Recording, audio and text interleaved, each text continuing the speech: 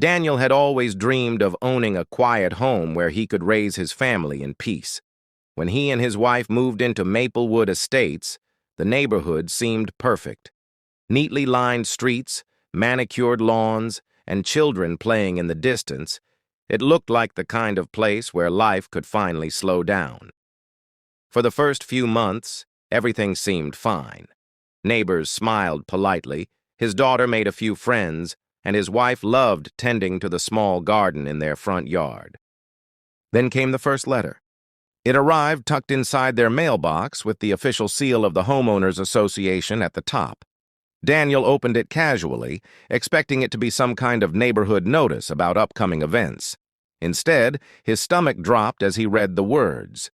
Violation, unapproved lawn ornament. Fine, $100. The ornament in question? A small wooden birdhouse his daughter had painted pink and hung near the porch. He shook his head in disbelief. Surely this was a misunderstanding.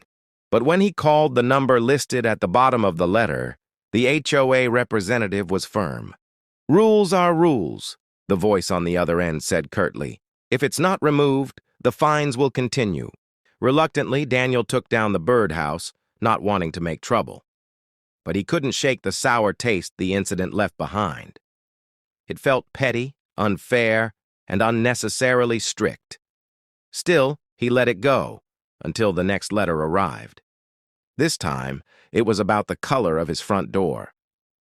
Unapproved shade of navy, fine, $200. He rubbed his temples, frustrated. He had carefully chosen the color, thinking it added a touch of personality to his home. But once again, the HOA didn't see it that way. Over the next few months, the letters kept coming. A small crack in the driveway, grass that was too long, holiday lights that violated seasonal decor regulations.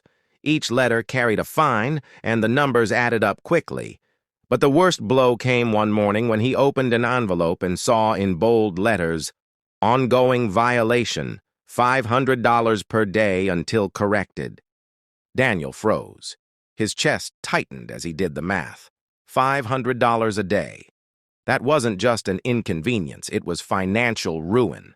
Within a week, the amount would climb into the thousands.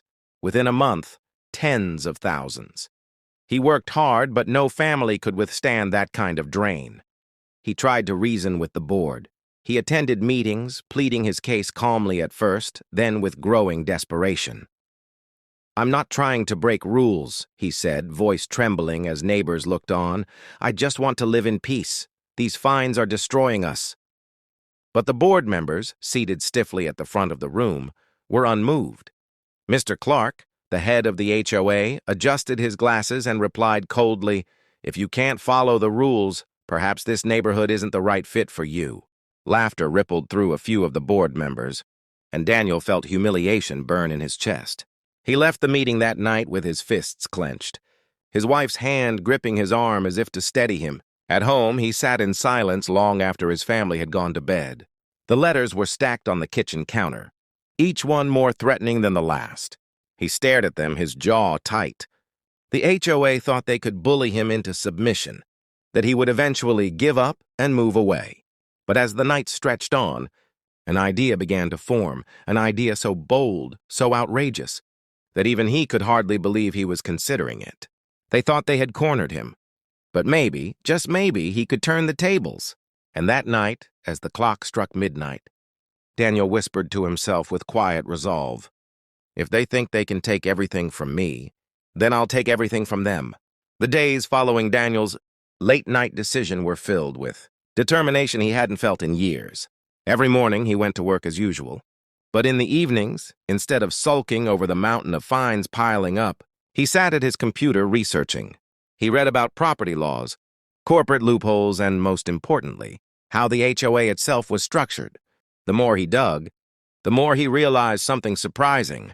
HOAs weren't some untouchable force. They were at their core businesses that owned offices, paid dues, and operated under specific rules of their own. And businesses, he thought, could be bought. At first, the idea seemed insane. How could one man go up against an entire organization with years of power behind it?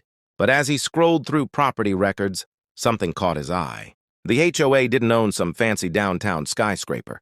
Their office was a modest building on the edge of town, old brick with faded paint. And it wasn't owned outright.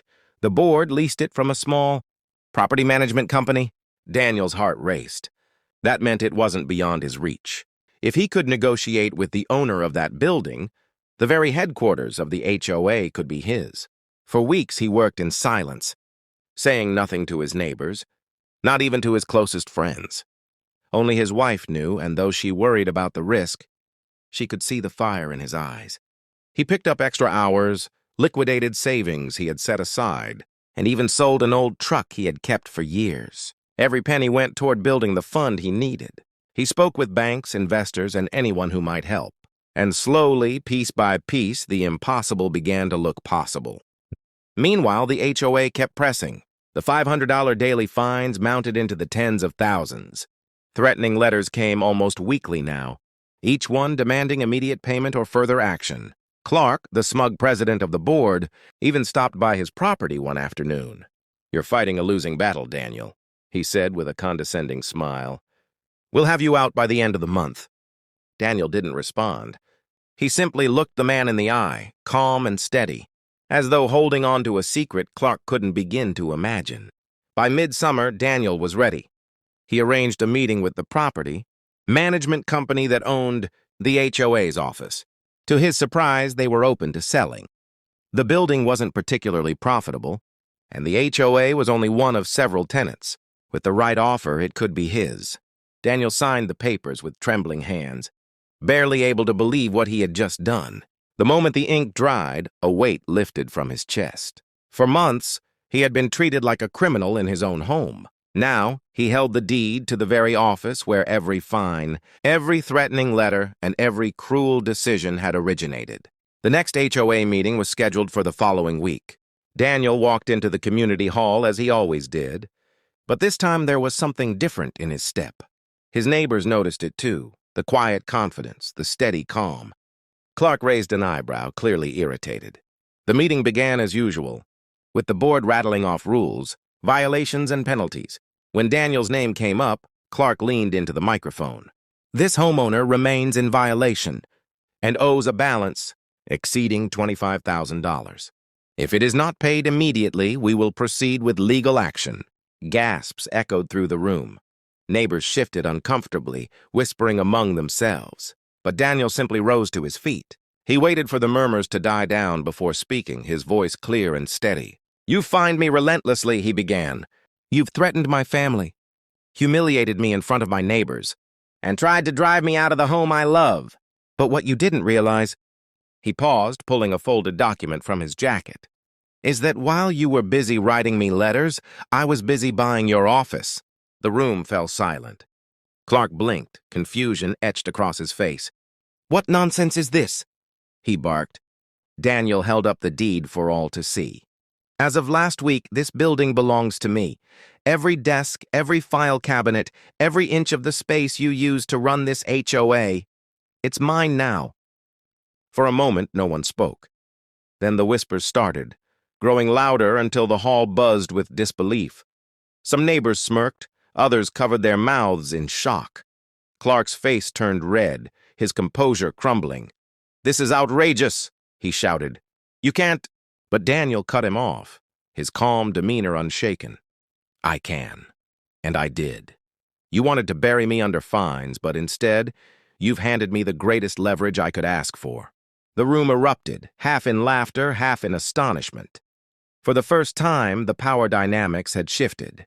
Daniel wasn't just another resident fighting back. He was the man who had turned the game upside down. And as he looked around at the stunned faces of the board, Daniel knew one thing for certain. The real battle had only just begun.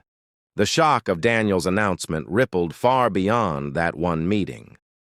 By the next morning, word had spread across Maplewood Estates like wildfire. Neighbors who had once been too afraid to speak out against the HOA now whispered with excitement.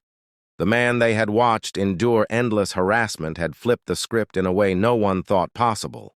For the board, however, the embarrassment was unbearable. Mr. Clark stormed into the office the next day, only to be met by a notice taped to the front door. This property is now under new ownership. All tenants must contact the landlord for continued use of space. Clark's hands shook as he tore the paper down, but it didn't change the truth. To conduct even the simplest business, the HOA now had to deal with Daniel. And Daniel, despite the temptation for revenge, played his hand carefully. He didn't rush to throw them out or humiliate them further. Instead, he set firm, fair terms.